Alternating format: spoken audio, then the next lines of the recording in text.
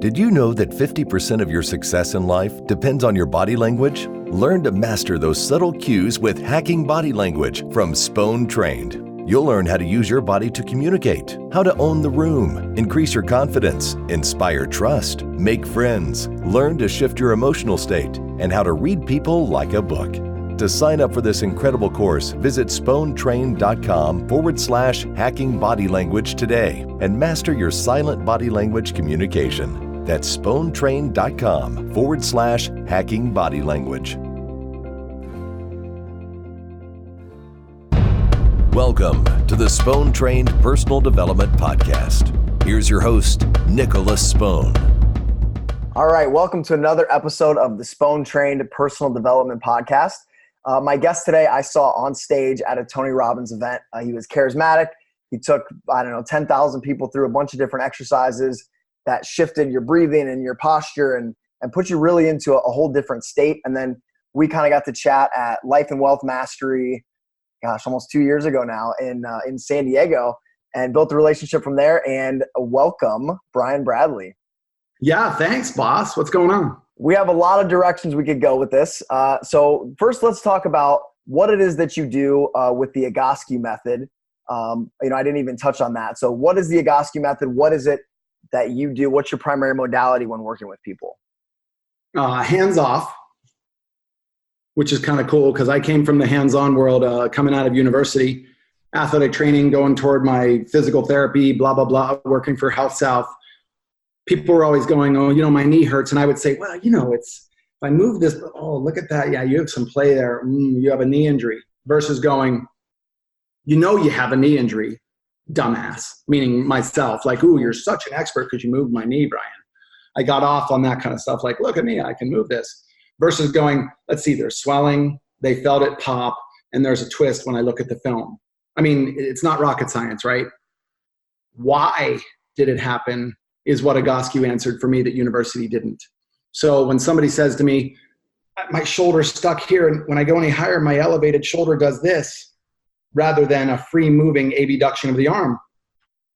Look at the cause versus the symptom. Hands off really turned me on with that because you don't have to be a rocket scientist to really understand this. I just came back from Life Wealth Mastery in Tenerife, Spain, 600 people, and we were sitting outside answering questions, and I was basically sitting back like this with my feet up on the table, and they're like, you're the posture guy, why aren't you sitting up straight? And I said, because that has nothing to do with it. It has to do with you applying a little bit of stimulus every day that you don't need me, the expert, around to do the hands-on work to you. So it's like brushing your teeth. Only brush and floss the teeth you want to keep. And the hands-on work, you have to do the maintenance in between. So you do a lot of preventative exercises, stabilizing alignment with this protocol. And then you also do, if somebody comes in and they've had years of chronic issues or pain or a car accident, and you do the exercises to help relieve them and to put them back into alignment as well, right? Yeah, that's number one is injury. Somebody coming in who says, I have neck pain, back pain, shoulder pain. That's the number one thing. And then who doesn't these days, right? Oh, you're exactly right. Because and what do they blame? Sitting at a desk. That's correct. But is sitting going anywhere? Is it going away? No. Mm-mm.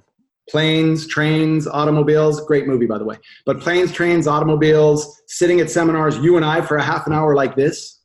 I mean, we're sitting on our butt in flexion. I'm actually sitting like this on purpose. This is comfortable. I don't need to be going, I'm the posture guy and you should be doing this. And I'm so tired of people saying, well, I put this device on my back and it tells me when I bend over too much. No, your spine is supposed to be able to bend over too much. So I met with that company at an NBA event 2 weeks ago in New York. And I said, listen, no offense, guys, but the doc and I are speaking the same terminology. I'm just giving you the solution as to why the thing is buzzing all day long. Get your body out of this position, back into the normal alignment without having to think about it. Because think about how busy you are. If I said to you, yeah, you got to be thinking about your posture 24/7. or one of my football players at the 49ers or the Cubs or the Texas Rangers. These pitchers cannot think, Brian said, pull my spine back, do this, and then throw the ball. It needs to be there for a $180 million athlete. And I'm sure that I think about it more than most people you'll come across, because I teach body language and I'm familiar with these principles, but most people in our daily lives are stagnant. We're sitting here for 8 hours at a time, right? This is my third interview in a row that I'm doing today. So I'm just in this posture. So I guess chronically that's one of the biggest things that you see is this lack of range of motion or people being bent over, not moving. Yeah, but the remedy is not sitting. The remedy is not to take sitting away and say, let's go to a standing desk. For example, this picture just came over from one of my clinics the other day. And, geez, I hope I open up the right picture. So take a look at that posture. Does he look stooped over? Yeah. Yeah. Okay. That's the after picture. Okay. Here's the before. Oh, yeah. That's a real posture that somebody approaches us with. Yeah, I'm sure. That's their reality. That's not your reality, because you look in the mirror every day, and let's be honest, you probably look in the mirror too much. I know you. You're worse than I am. Where you're like this, hey, what's up? All right, yeah. But it's a good thing, right? And we're at least honest about it. But everybody listening to this gets in front of the mirror and goes, shit, I used to be here, and these used to be here, and everybody's pissed off about their body dropping. The way you get it not to drop, number one, nutrition, meaning eat smaller portions. And to be honest, I don't care what you eat. Eat smaller portions of McDonald's and your body will not disappoint you. Now, I don't know what it's going to do to the rest of your body, but it's when we supersize that stuff. When you go to a restaurant and they go, here's your meal, and you look at it and go, gee, I hope you have a to-go box because I'm going to feed some homeless guy for a week after this, because they give you so much food, because it's not high quality. So eat less. Number two, move more. It's really that simple. Number three, most important, change your mind from hope to belief. Gee, I hope this is going to help me. Well, there's a big old hole in hope. You got to get rid of hope and you got to switch it up to belief, where you're leaving hope and going to belief. And when that happens, that's a massive change, because then somebody sits all day long at a movie and says, sitting's not bad for me. Brian said, well, you're exactly right. Why is sitting not bad for you? Now that person gets approached by somebody who's selling a stand-up desk, because the posture that I'm taking to standing or sitting goes with me to either one. So if I fix the posture, then it's okay for you to sit for 90 minutes doing this and then editing it and then posting it, and then all the post-production stuff that people don't even know is going into what you're doing. Mm-hmm. And you don't have to do it from a standing desk. Now, standing desk would be beneficial, but if you're applying the stimulus to get your body from here to here, that takes place of the need for you to be ergonomically correct, because you've ergonomically corrected the actual problem. Okay, so how do we get that posture, the base, the foundation of that solid, so that I can sit, I can stand, I can move, I can go through my whole range of motions or no range of motion for limited amounts of time, and be healthy and feel good? Well, I'm going to give you guys some exercises to do after this event, right? Like your people should be able to click this link or whatever, and they'll be able to get to our website. It'll give them the exercises, all that. Sure. But in the interim, everybody who's doing this needs to be able to do this exercise, and it's pretty simple. So for those listening, this one might be a good episode to go watch on YouTube, and we'll provide the link and the link to all of your resources online as well, Brian. Wait a second. Why are they not looking at this face? You mean there's people that just listen? There's some that just listen to the podcast, but for this episode, they're definitely missing. Remember, Halloween's coming. You want to get a good, Halloween mask idea. So ideally, I want people to stand like this. 45 degrees in, pigeon-toed, and then take your knees and push them back like that. So you're tightening up your quads. What that'll do is that'll kick your hips back, and at the same time, interlace your hands at the top of the back of your head and pull your elbows back like that. Uh-huh. So pigeon-toed, 45 degrees. So this is one you have us do at Unleash the Power Within, right? When you're on stage. That's correct. Everybody. I don't know if I took the whole crowd through that the first time, but I just did it again at Wealth. Okay. Life Wealth. And I can tell you, people were coming up going, can I do that all day long? And then we had the discussion, no, that's going to create its own problems, but you can do them as quick interrupts. And I'll be doing it on the airplane tomorrow to Singapore for 14 hours. Yeah. Okay. So that's one. And that starts to, what is that doing for my physiology? What's that training? Why did I have you stand pigeon-toed? Right. Are you asking me? Yeah. I have no idea. Well, why don't you stand up and try it? Ladies and gentlemen, he has left the chair. Yes. Okay, so just relax and stand there with your feet normal once. Okay. Just feel where your hips are, feel where your shoulders are, and now turn your toes in 45 degrees and push your knees back. And what did that do to your hips and low back? My hips rolled, my lower back came in a little bit, and this all came out. That's correct. So all of a sudden you went to, because what I'm tired of are people doing this. Oh, you said pull my shoulder blades together. When meanwhile, my head's up here already. Let me pull my shoulder blades together, and I'm up here even more. It's not about the shoulder blade. It's about the actual spine doing this. Gotcha. Each segment of the spine, pretend these knuckles are the spine, and the low back ends right here to the mid back to the neck. This part of your spine, the T-spine, is critical to get each vertebrae to go up, up, up, up. That's why when you go to the chiropractor, where do they start the adjustment? They go to your neck, or they'll finish with your neck, but they absolutely go to that mid-back and go, lay back on my hand and pop. Yep. You get like 20 cracks up your mid-back. Well, they have the right idea by getting that segment to change, but why was it going the other direction is the million-dollar question. And only you, the client, has the answer to that because you live there every day. So there's that emotional component of protect myself, and then there's that physical component of I'm sitting on my butt all day doing nothing. It's not sitting that's the problem, it's the doing nothing. Remember, eat smaller amounts, move a little. It can't get any easier than that. And I'm talking eat stromboli every day for the rest of your life if you want to. Small amounts versus let's have the whole thing. Remember, the palm of your hand is what really you can handle internally. Then you mix that with a little bit of the same thing over here. The palm of your hand. How many exercises could I write on the palm of your hand? Probably 4. So I'll give you 4 exercises, right, when we're done with this. Or the one that we just did, standing like that for a minute, could be a game changer. Simple, right? And I know you've worked with Tony for years, and watching him as a young man, when he's speaking, he kind of had this like neck forward thing, and now his posture's totally different. And he talks about that 2 millimeter shift where the chest comes up, and that's all from turning those toes in and training that physiology, right? And we'll talk about the emotions in a little bit, but talk about, kind of working with Tony and his posture, because he's so good with that. Let's just go back to, 9/11, right? 9/11 hits, and God bless us, we're coming up on 9/11, right?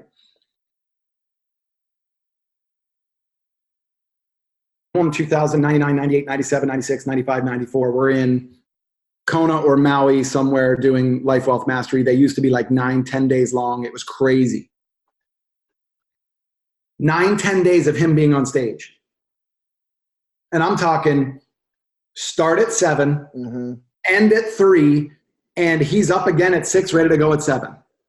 Well, 4 days into it, and don't get me wrong, he's eating, he's doing all this, he's doing everything to burn the candle at both ends. For what reason? Because I want to give, and contribute. That's who that guy is. Right. The problem with that is physiologically you're burning from both ends, and eventually everything's going to go. But I would get in at 4 a.m. when my phone would ring, and I'd go, who do I need to kill? Calling me at 4 a.m.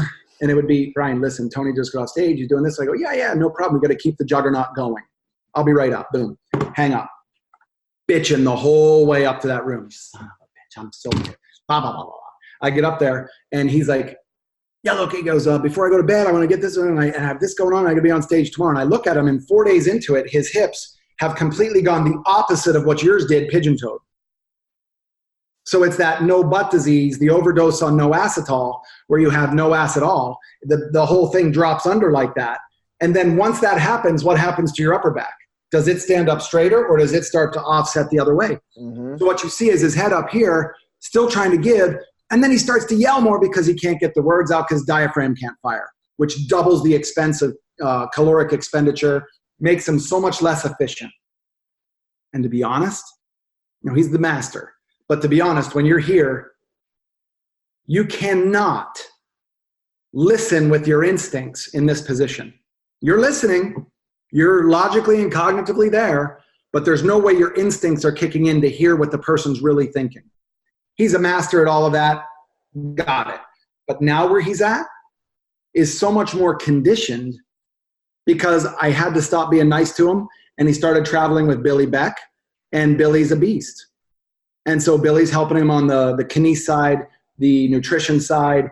What you put in is what you're going to get out. Mm-hmm. And then implementing a lot of the stuff that we do prior to all that movement and making sure it gets done. So for example, Tony, you're going to fly back from Singapore back to the US. Yes. Private jet. Yes. Okay. Well, it seems to me, since you own the jet, that you could spend some time doing whatever you want on that plane. Yeah. But I got to do this. I said, yeah, but it's your jet. So you could actually lay down on the floor and do 3 exercises for me, right? I can do whatever I want. It's my jet. That's what I was listening for. Instead of me saying, do what you want, it's your jet, I was waiting for him to go, I can do whatever I want, it's my jet. Uh-huh. And so now I get him to do some exercises just in, you get off stage, you go back to your room. Before you get into bed, which takes a little bit of time, spend time in 2 positions that will allow your T-spine to move to a better position to allow you into that deeper sleep. And honestly, to allow you to listen to the syntax that's going on for tomorrow, because it's a production. Like if you've never seen the back end of this stuff and you've seen it as a plat, that stuff's crazy. It's a rock show. Yeah. There's a lot of moving parts. I've crewed it, and it's pretty crazy what happens at those events. So, we're talking personal development here, and we've touched on a lot of these things that affect us. Why our physiology, our posture, our alignment not only affects how efficient we are at our food, it affects the emotions, the thought patterns that we tap into. It affects our pain, right? So all of these things affect the quality of our life and the quality of our performance.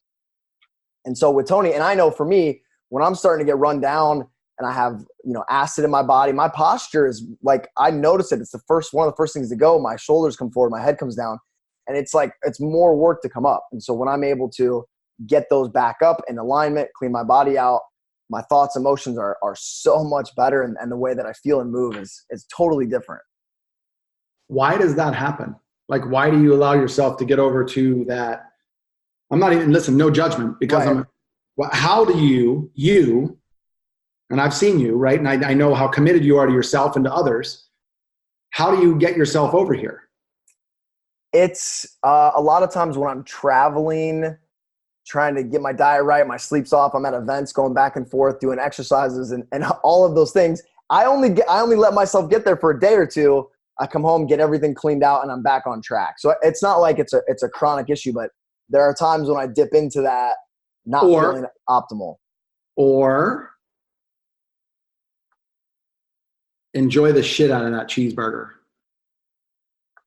Eat that piece of pizza and a soda for that day, mm-hmm. and take the judgment away from it and literally say, okay, pizza, I know you're not the highest quality, but I know there's some nutrient, literally talking to your food. Maybe not out loud, because then you'll be arrested, but you're talking to your food going, tomorrow I'm going to clean up. So I came back from Life Wealth in Tenerife, and we went out. I had 3 people traveling with me. They wanted to experience it. We went through a couple bottles of wine and stuff like that, just to experience what Spain was about. Great. Mm-hmm.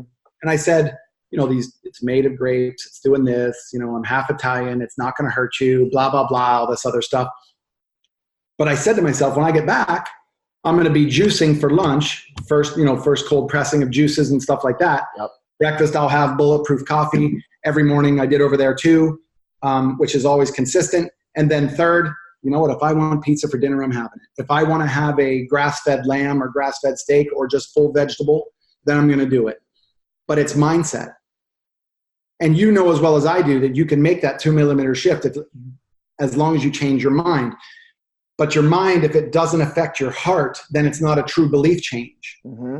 It's a Stuart Smalley from Saturday Night Live. People like me. I dress well. He says these but he's not congruent, right? Correct. So take the judgment away from putting something in your mouth that you think is going to be bad for you. So here's me flying back from Tenerife, and I had 4 other people on the plane who know me. Brian, wow, you're here. Can we ask you some more questions? I said, yeah, that's exactly what I want is after 8 days, let's do more work. And I saw answer a couple of questions as I'm drinking a Coke in front of them. And they had just got done off of a week of colonics and all that. And they're like, well, I don't get it. And I said, that's the problem. You don't get it. It's okay as long as it's periodic and as long as I change my mind about the gift that I'm giving myself versus the injury that I'm giving myself. I think there's often more damage done from the judgment of the food that we eat than the actual food itself. Change think to know. Yeah. I know there's more damage done.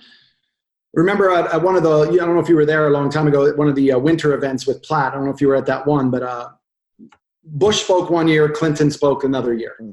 And so it was perfect because you had both sides. And Clinton had just lost the election. She just lost to Trump. So she was out, gone, she wasn't in the public eye. And everybody wanted to ask, but nobody did, thank God.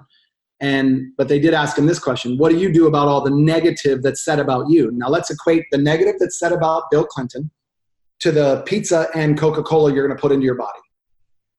They're both negative. Mm-hmm. But he said, I refuse to view things as, I don't take them personally, ever. But I do take them seriously, and I assume the person's right, whatever they said about me. Then I backtrack from there to see if I contributed to their narrative that gave them that conclusion. I take the same mentality to food. This is time that I get to spend with my family. My son after practice wanted this. Who am I to deny that? We're going to sit down. We're going to enjoy it. It'll be a memory that we're building. All that clearly outweighs the, you're having cheese and bread. Oh my gosh, gluten's going to kill you. I'm sorry, but it's not. It's your mindset and it's the amount. So instead of having 5 pieces of pizza, I'll have 1 or 2. And if there's a salad there that's full of vegetables and all this stuff, I'll have it with it. And you know what? I'm having a Coke. You know what? I'm going to have a cherry Coke. I'm going to really push the envelope here. So it's about what you're actually putting into your system and how you're viewing it, which is the same thing that has to be changed about these exercises. If somebody views these exercises as work, and my God, I don't have any time, I promise you the result's going to be this long term. But if you're doing it saying, you're going to get listeners who send me a question and say, well, how often should I do the exercises? Let's answer it now. Only do it on the days that you brush and floss your teeth. So if that's every day, which I had some guy at Tenerife go, so on Monday. And I'm like, bro, you better be brushing more than Monday. But, he may have looked like he brushed only on Mondays. I'm not really sure if I'm remembering right. But so you and I were talking earlier in regards to the emotional component and how you could take a PTSD can happen to any event. If people have ever gone through divorce with children, there's PTSD tied with that shit. And it never goes away because you have children. People in a car wreck, PTSD. People in the military, PTSD. And having that PTSD, maybe becoming a bazillionaire later, but they don't want to go back here. All of that has these negative emotions tied to it. So that's your line of work. Yeah. So we talked about that before we got on this call, is those emotions store in our physiology. And I know you said you started to do some work at one of the events and people were starting to have these shifts where they didn't experience those emotions anymore. They didn't have that PTSD in their system, whatever it might be. So how do these exercises affect the emotions that are in our body? So when a person's in that forward, mid-back, shoulder blades rounded, head forward, and if they just say, well, Brian said, pull my shoulder blades together, I'll start feeling better. That's not true. You're actually going to start feeling worse because you're putting plaster over a wall that's cracked without fixing the foundation below. You never ask why. So remember, instead of pulling the shoulder blades together, we got to get the incremental change to the mid-back to have somebody stand up straight. So this is why it's critical for somebody to listen and watch this podcast, because these little changes that we're talking about, if you can't get the visual yourself, then get on this podcast, view it, because this beautiful artwork that I'm doing with my hand is just unbelievably, unprecedentedly beautiful. That's some humor. And when we talk about somebody emotionally being tied to this flexion position, where do you go when you're hurt? You go to that, man, my feelings are hurt. You go there. What people don't think about is, where does your pelvis go? Mm-hmm. And when somebody says that gut feeling that you're dealing with is never really up here at your heart. It's down here. Like, my gut is telling me this. Well, your gut is sitting on a pelvic floor, and it should be moving the way that it should be moving versus being locked down. And more importantly, there's a long muscle that fans out into the spine called the psoas, and we call it the emotional turn-on switch. It's the circuit breaker for all of your core musculature to fire as a group. And without it, you're just parts training. And parts don't, that's like putting a Ferrari race car on there going, well, we don't have a Ferrari part. Let's put a Ford motor part in there. It'll work for another 4 laps. Then the car pulls in again. Well, now, okay, we're out of that. Let's put a spark plug from an Isuzu in there. Blah, blah. Is the Isuzu still around? I'm not sure. But they were, I don't know either. But if they're driving and they're doing all this stuff, you're just chronically in this inflamed position.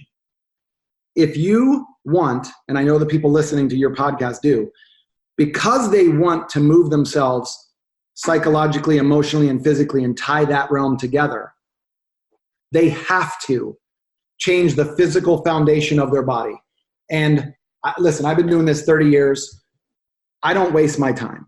If I saw that Egoscue was not effective, I would find either another modality or I'd create my own. Now, I've created a lot of this, but as a person who loves what Egoscue does because of the effectiveness and the efficiency of it, and hearing changes like I just showed you on my phone all the time, the proof is by them doing the exercises. So what I would rather have them do is this.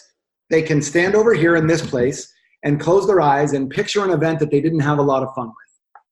Go back to that day when you actually, for example, filed for divorce, or they filed for the divorce, or they were a recipient of a, here's your walking papers at a job that you loved and you didn't think you were doing something wrong. And meanwhile, it's been a blessing because you've been let go, because you've changed and flourished into whatever.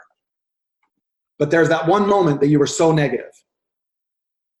And then you do the exercises that we're going to provide you, the 4 exercises. Well, definitely the 3, the arm circles, elbow curls, and the overhead extension. Standing with your feet fist width apart, 5 degrees toed in, which is massively important.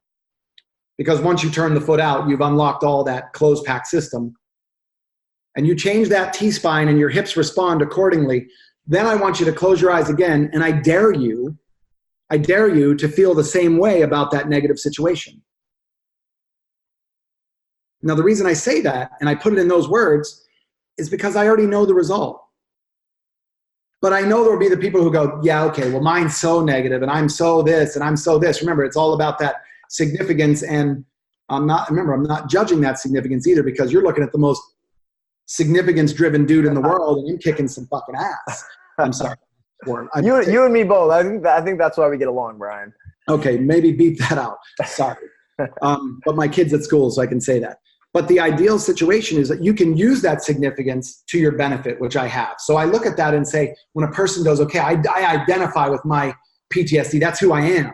And they're just negative, negative, negative, negative. I mean, my son and I had this discussion yesterday. I walked upstairs and, so what'd you think about this? And he's like, well, one of his friends' teammates plays in college and had his team photos taken in soccer. And he goes, it looks like he skipped leg day. And I said, what do you mean? He goes, well, look how big his upper body is. And I said, didn't he already have big legs before? And he goes, yeah, but his upper body's even more out of alignment with that. And I said, how about you start out with this? It's amazing that he's playing D1 soccer. 2, those outfits, those kits that they're wearing look killer. And then maybe find the negative over here. But if you go here first and find 2 positives, force yourself, then you won't feel as strongly about the negative. Right. It's the same mentality, except we're giving you the physiological anchor to hold those in. And there's a position called static back, which if you lay, well, not even if, it's when you lay on your back and you do this, this artwork is worth a lot of money, bro. And you lay down like this. Again, your people are going to have to watch this. They're laying on the floor in that position. So laying flat with your legs up 90 degrees, just like you're sitting in a chair, except you're laying down. Yeah, you're on the floor. Why do I choose the floor, not the bed? Flat. It's harder surface. It pushes right up against your back. So it's acting as your chiro, giving you that adjustable change to your mid back without you just pulling your shoulder blades together. And then your head will correspond. And because remember this is the weight of the head. If it's forward like this, these are two forward head positions, but look at the weight of the head when it goes forward like that. So there's two images here. One says 32 pounds, the other says 42 pounds. And the one so leaning forward, when your head's forward, you're going to have a much heavier weight on your spine, right? But something has to hold it up. So look at if you knew anatomy, the whole ligamentous structure going down the back of your spine now goes to, we better wake up and hold tight like this. So now just squeeze your bicep as hard as you can like that. Damn, dude, you've been working. Look at that thing. I've been working out a little bit. Yeah, guns like that are illegal in California, but if you squeeze it hard enough, and I tell you, hold that for a week. Not going to happen.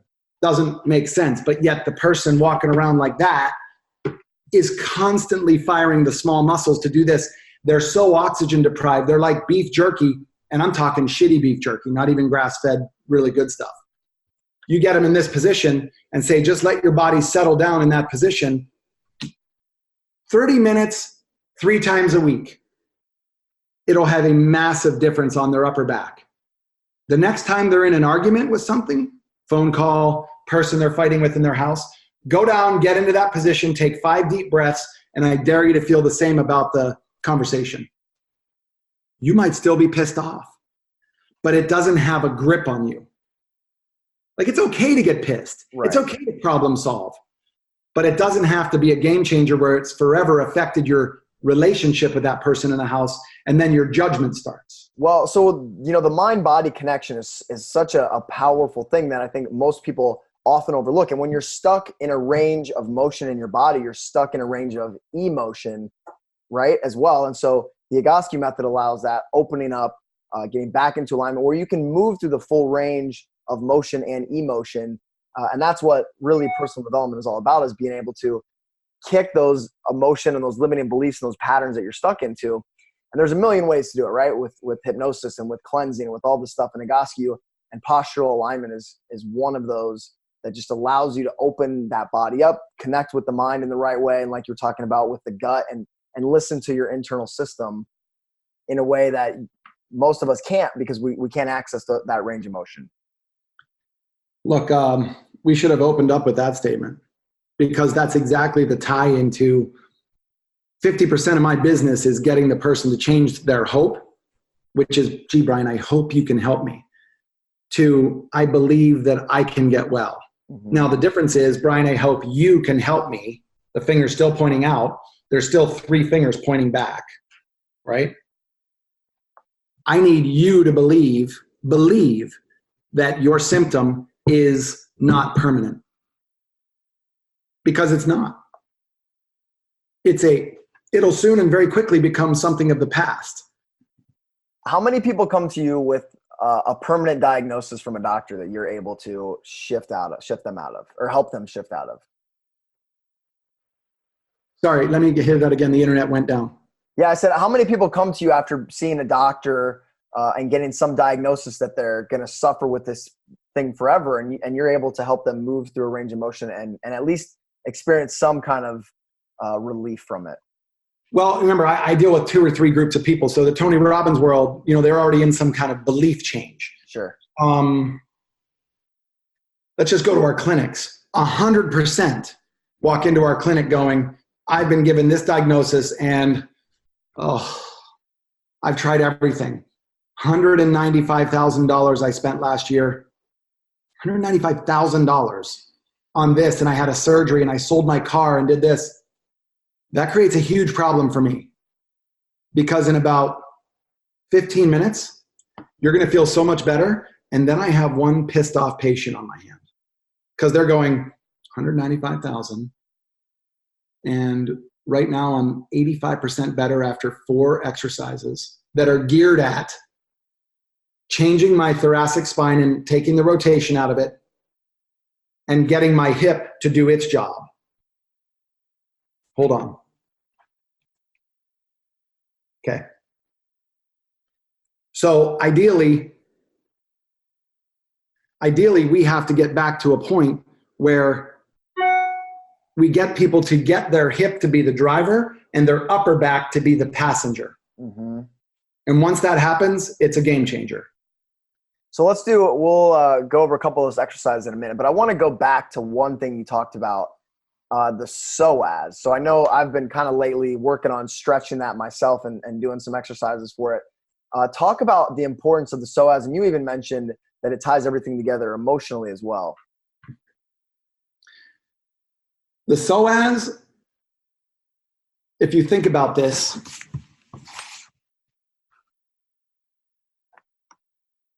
it's on the inside of this bone, way up in your groin area, on the back side of this femur, like not way back, but on the inside back.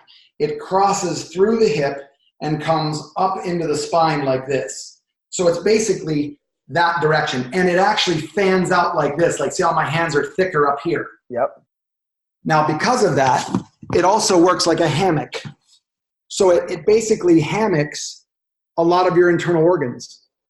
And at the same time, your aorta is dropping down here, and it splits off and runs the same path. So if you saw the lymph nodes, the aortic blood flow, the fanning of the muscle to be a support mechanism, it's almost like the muscle moving and contracting and releasing because it attaches to the spine. Everybody thinks it's a spinal muscle. Mm-hmm. Don't get me wrong, it controls a lot of that. But if you really want to fire your abs and your back and your core, then you better turn on the switch called your psoas. And I'm not talking about work it harder, because a lot of people have tight, short, weak, and it just sits like this. And so does their emotion. We've got to get them to do what? Do you stretch the psoas or do you release the psoas? I'm going to guess release. Yeah, because look, hold your arm like this again. Keep the tightness in your bicep and straighten out your arm. It's still tight, but it's longer. Mm-hmm. You've got to let the muscle let go. It's got to release, not stretch. So we've got to get people into the idea that you want to release that emotion. You release the tightness, the shortness, the weakness that's sitting in the mid part of your body, which is that gut instinct, which then shuts your diaphragm down. And with over 22,000 times a day that your diaphragm should be doing this, it's not. And so then you're actually shallow breathing, which is one of the reasons why, you've seen Tony with Conor McGregor a lot lately, right? Yeah. Why did he lose that last fight? I watched him at weigh-ins, and I noticed his breath was short. Bro, how do you breathe when you look like that? Oh, yeah. Yeah, shoulders are rolled forward there. He's not usually fighting like that. Well, that's how he entered the ring. Yeah, usually he's got this like pompous head back, shoulders back, right? Yep, and the reason why? Because he trained on a bicycle. So here's the two guys during one of the parts of the fight trying to do this. So here's the Ukrainian-Russian guy, and here's Conor. So they're both leaning against the cage, and Khabib's got a full range of motion in his back, and Conor's kind of hunched over. That's correct. Which people are going to see that because they're going to go home and watch this podcast. They want to see your face, so they're going to see that picture. Well, check this out. This one's even more important. This one is a game changer. Here's brain tissue, and all that white fluid in there is toxic buildup of cerebral spinal fluid and toxic protein buildup, which if I started filling up your cranium with water, drip, drip, drip, in about 12 hours, you're going to go, my head's killing me. Because there's no room left. And here's the same brain 5 minutes later. Gone. So what happened? You change this. That's the spinal angle of that person. Look at the T-spine, look at the C-spine, the cervical, and the thoracic spine. There is no curvature. It should be here and then here, reversing itself, basically. Right. This one just straightened out, and it went that direction, and then the head went even more forward. This is an NFL guy that will end up beating up his family first, because there's the domestic violence part. And then the second will be, give me a gun so I can shoot myself in the chest because I know there's something wrong with my brain. That's what they do. Unless they keep changing that spinal position to reposition his cervical to allow his head which in his words, my brain flushed like a toilet. I could feel that stuff leaving my head. Now, I'm sorry. Any medical expert that says that patient is full of it, that can't happen, should not be allowed to practice anymore. Because you have a person now who said, I feel this happened to my body. How can you deny that? Right. I mean, you guys live in your body. I live in my body. Nobody knows what I go through every day. I do. But the outside people can assume they do, but I'm the one living in it.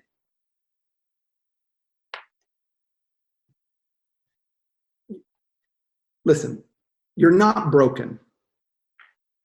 You're just slightly bent. And bent means we can bend it back a little bit. Broken means the metal pole snapped in half. And then you gotta have surgery, right? If you're broken. But if you're bent, we can do some exercises. So do you want to share a couple exercises with us now? You want to do them now? Sure, let's do them. Keep them simple, but yeah. We'll put some links in to go to your website as well, but oh, I don't listen. I just want to make sure that people driving, here's the disclaimer. Don't do the exercises while driving. But this is the position of the foot.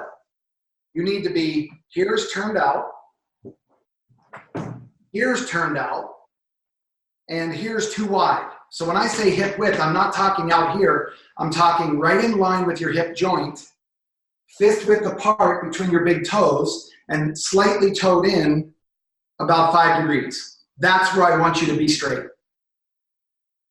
So having said that, Jesus, I should have cleaned my kitchen if you guys are going to be doing it. I can feel that stretch. It's good. Well, it's a different rotation of your leg bone in the hip joint. Yep. Now in this position, take your hands, and if this is a fist, you want to open them up to like that. So you can see all these tendons over here, and your fingernails and palms could touch. So if you're like this, your fingernails are not touching. You got to be able to do that. That'll lock out your wrist. Remember, your feet, fist width apart, drop your shoulders. And when I say pull your shoulder blades together, what I'm not looking for is this. I'm not looking for you to go, I'm looking for this. Just slide your shoulder blades together and hold that. Then bring your arms up to 90 with the tension between your shoulder blades. And then kick off 40 circles this way. Then 40 circles this way. And then drop your shoulders, shake it out, check your foot position again. Put your hands in that same position against your temples. So the temple, you got to remember, is here, not back here, not here. It's right here, and get your ring finger onto your temple like this. So your ring finger is here. And then close it, open it. This feels really good. Oh. This one's amazing because, keep going by the way, because your shoulder blade glides across your back like this when you do it. And it actually, what we call abduct and adduct the shoulder blade. So it's moving those big tight muscles. And then the third exercise, you can just interlace your fingers together. But what are we doing first? Toes. Check your feet. Check your feet again. Fist width, 5 degrees turned in. Palms away. Thumbs down, and just take that straight up over your head. But here's what I don't want. I don't want to see you take your arm up over your head and do this. You're not going back like that. It's just bring your arm straight up. So you're going to interlace those hands together, take it straight up over your head. We'll hold that for about a minute. And then the fourth exercise that I'm going to give you guys is something we do at UPW also. And listen, the reason why I give you guys a lot of the same stuff when I'm dealing with a group of people is A, these three are safe. And then the fourth one, the greatest abdominal exercise ever, which is the running man. Because when you perturb so much movement up here and make it crazy, down at the base, it has to cone in, almost like a tornado. It's so beautiful on the bottom when it's doing this. But up here is where all the mayhem is. Mm-hmm. So we're creating mayhem with this. But at the base, your abdominal muscles have to fire. And what we really know is going to fire are your psoas muscles. That's really what's going to fire. So that kind of brings us back full circle back into the psoas from these exercises, right? That's right. And the cool part of it is we spent 3 exercises first to change the upper back to a position. Remember, it's upper back to a position, not just shoulder blades together. We got a reaction out of that. And here's how your people will know. Before they do the exercises, just have them walk across the room, feel barefoot what their feet are doing as they walk. Where's the heel strike? Where's the toe off? How did they feel getting out of bed? I kind of felt tight. I did this and this and this. I feel like I need to stretch. Or bend over, touch your toes. Like if they go to my Instagram, it's the Movement Nerd 50. Yeah, I know. But it's the Movement Nerd 50. And go down about 6 or 7 posts ago, you'll see a guy that's bending over. He has his shirt off from the Netherlands. He's a CrossFit owner. He was going through some serious emotional stuff and financial stuff with his business because his body was failing him. Mm-hmm. We gave him one exercise to prove to him that it's not about his low back, his mid back. It's about how his upper back and mid back are dictating everything. So when I gave him abdominal crunches, I did this, and he's like, my abs can do this. Why are you training my abs? And I said, well, what am I not allowing you to do? He said, well, you're not allowing me to do this.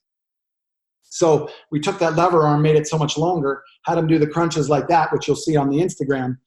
And bro, it was a game changer for this guy. Like to the point where I'm not going to say tears, but it was pretty heavy. It was one of those ones where I personally don't forget about guys like this because it changed the way that he forever looks at. It changed the way that he forever bends over. You can see where most of the movement is in his mid back. Yeah. Nothing moved in his pelvis. And we gave him this exercise. He looks like an athlete. Looks like he's in great shape. Bro, he's in amazing shape. Like, there's no way I was taking my shirt off around this guy. But we did this, and here was the result after one exercise. Wow. Now, from a physics standpoint, all the stress is right where that red arrow is in his lower back. Mm-hmm. And over here, the pelvis took the stress and hinged forward, which is what you felt. And then his squat looked like this for the first squat. And it looked like that for the second squat. Yeah, much more upright. Which took the stress off his low back. So these exercises have a lasting effect, right? We're not just like stretching and go about our day. We're doing these exercises and it's shifting our posture going forward, right? And so we're just doing these continuously to train ourselves, just like we're brushing our teeth every day to maintain that posture, that flow of emotions and energy in our body, right? Yeah, because what you're doing is you're adding a little bit of maintenance, a little bit, but the cumulative effect of maintenance means that race car is going to last 10 more years. Mm-hmm. So here's what we shot in Tenerife. I did a little talk on, this is a park at 9:30 at night. I saw this on your Instagram. The kids running around. Yeah. Bro. Okay. Yeah. That's one of my therapists. She's crazy. She's another one. But check this out. They built on that hill a place to climb up and slide down. See that. And that's why I titled it, Come On, America, We Got to Get Better. I love this country, but we are unknowingly the laziest country on the planet as it relates to physical.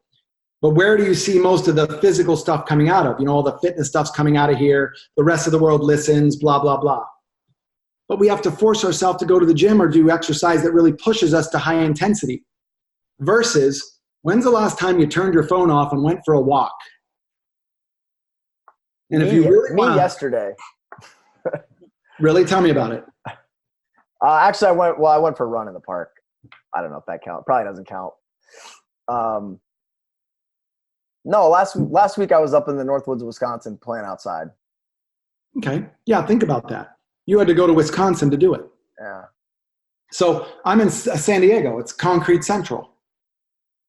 But I forced myself to go barefoot and walk on grass and sand and cobblestone and stuff like that because of the reactivity effect from the bottom up.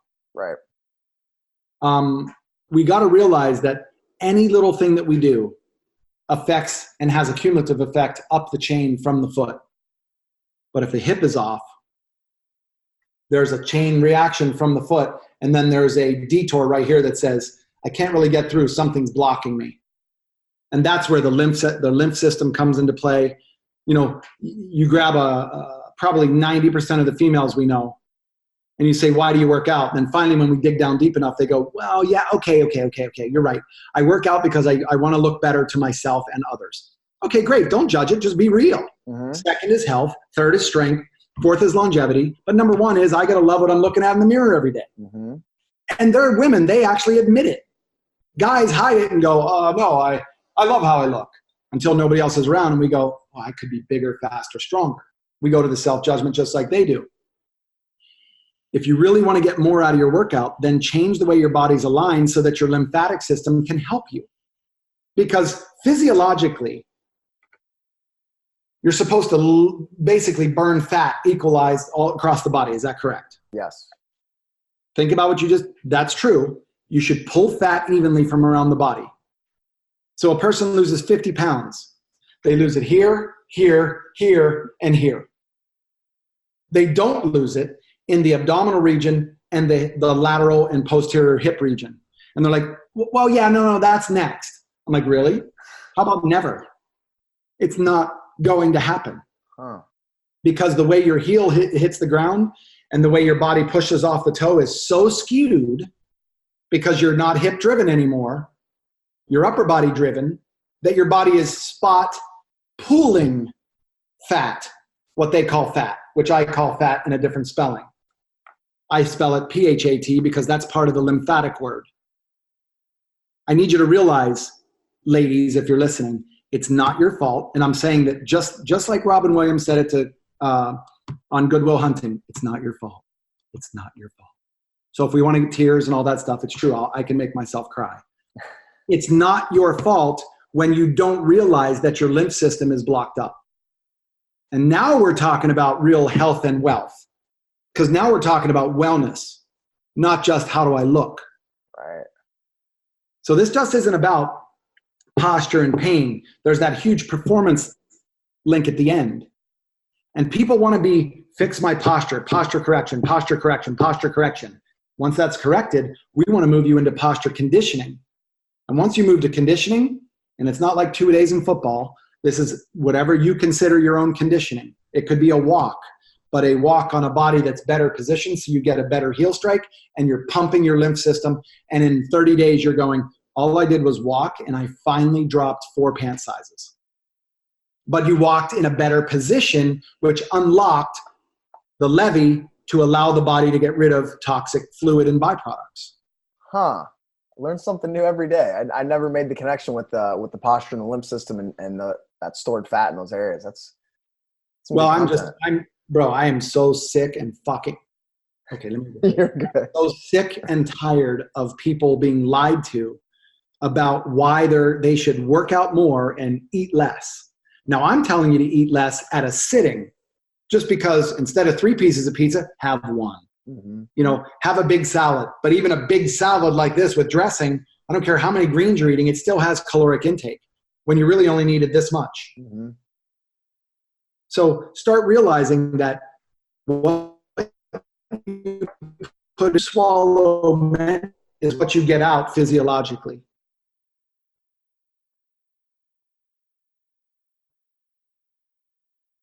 Good stuff. Yeah. So let me ask you one question before we kind of start wrapping up here. For you personally, what has been the most transformational or life-changing event or experience that you've been through? Event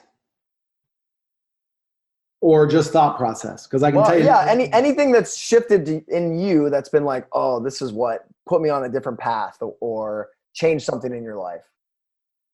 I try 100% of the time, and I know people don't get 100%, to take all judgment out of what's coming at me and what I'm putting out. So somebody says, Brian, you swore a lot on stage today, or blah, blah, blah. Or Brian, hey, you're not as lean as I thought you should be because you're on Instagram and everybody else has their shirts off. And hey, Brian, you're this and you're this and you're this. And I'm going, okay, there's 2 ways to take that, Bill Clinton. Take it personally and fight back for what you believe is right, wrong. Or B, maybe I do need to take care of myself a little bit more and give a better impression if I'm up on stage in front of 15,000 people. Or did you need to use that vulgar language? No, I didn't. I really didn't. I'm sitting at dinner with Tony Robbins and Pete Egoscue maybe 2 years ago. And Tony said, yeah, you've heard me on stage at UPW. He goes, fuck, I swear a lot, don't I? I go, yeah, man. And somebody actually said to me, they thought you had Tourette's, and we were joking, right? He said, you know, in my personal life, I don't. Now, I'm a good listener. I think I am. So right away, I took it personally. I went, okay, that's a shot across your bow, Brian. Meaning, he's trying to get you to understand that you don't have to swear as much in your personal life. Because if you're going to send out a swear word, it better have some impact, because it devalues who you are intellectually to the public. But if you use it in a strategic way, boom, get change. It's like slapping somebody in the face a little bit. Wake up. So I try to, but then I don't take it personally. I looked at it and said, I'm going to assume he's right, because he said it again. And then we finally talked about it, and I said, hey, I'm picking up on what you're putting down. He goes, good, I hope so. He goes, because I had to learn the hard way. I said, oh, okay, that's interesting. Good, done, absolutely done, and know my audience. So when I look at things like that, I try to kill judgment going out of my mouth and my brain and my heart. That's number one, because you can't give away what you don't have. And if I have judgment, then I'm going to receive judgment. There's no way I'm going to not take judgment personally if I'm personally judging all the time. Right. And go ahead. Well, I was going to say judgment it's a silent killer, because we have this like hint of it. It drops emotions into our body, which screws up our physiology, screws up our flow of energy, and it puts us into a lower emotional state. And the more we do it, the more we live in that state. And again, you can't judge others without judging yourself, right? That's exactly right. And look, I'm going to play you a video. I gave my kid the unfair advantage since the age of 2.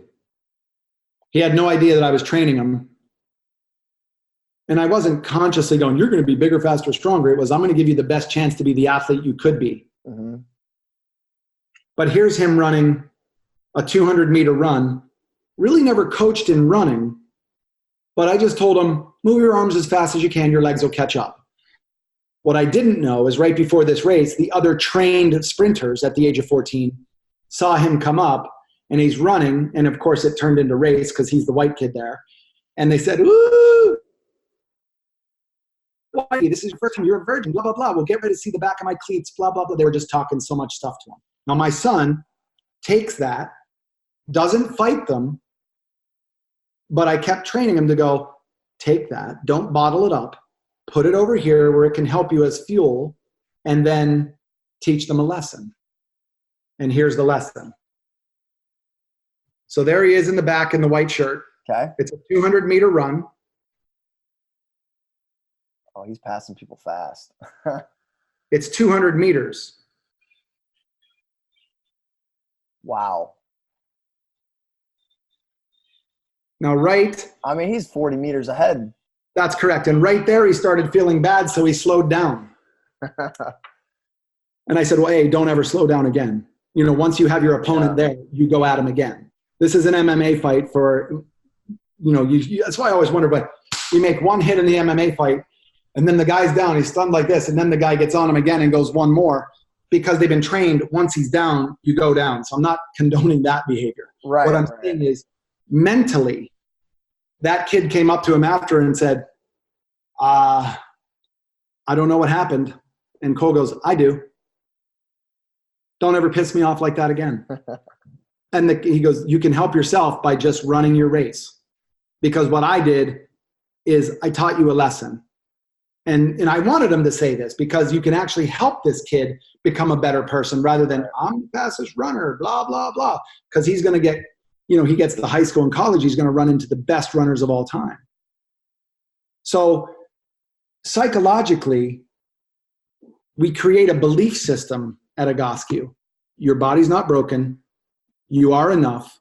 And that's the catalyst for someone to have the results that I've shown you already, where the person goes from here to here, or a version of that, because they know, A, that we're there to support them, and B, the answer is yes. Can you help me? Yes. Well, I haven't even told you what's wrong with me. Don't care.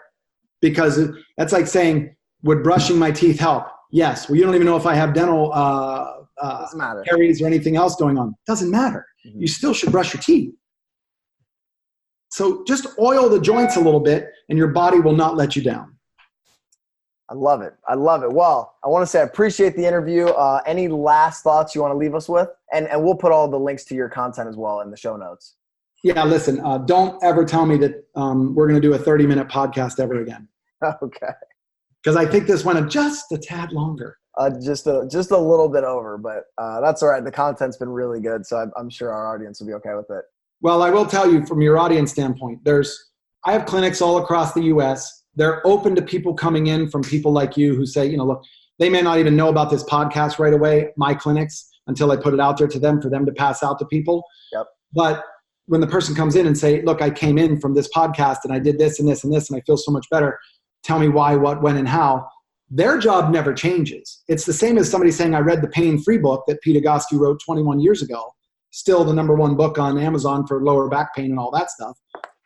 But it's still so relevant from information-wise that when they walk into that clinic, they're going to experience another level of what Egoscue does. So I welcome you guys to contact our clinics. I'm not asking you to spend $1. Just go in and get to know them. They'll support you. And then eventually you guys build a relationship together. I mean, it's that much fun. And if you're not anywhere near our clinic, then Skype and FaceTime. And, I'll have contact information up here for me. And you guys can contact me and I'll set you up with whoever I deem as the appropriate person for you. Beautiful. And it's really life-changing stuff. So I appreciate you sharing with us. And I will be at UPW Miami in November. Will you be there as well? For sure, dude. That's going to be so much fun. All right. Well, we'll get together and hang out. So, all right, Brian, again, I appreciate it. And thanks so much. Thanks again. Appreciate it. Thanks for listening to the Spone Trained Personal Development Podcast with Nicholas Spone. Make sure to subscribe wherever you listen to podcasts so you never miss an episode. And for more information, visit sponetrained.com. Thanks again for listening, and we'll see you soon.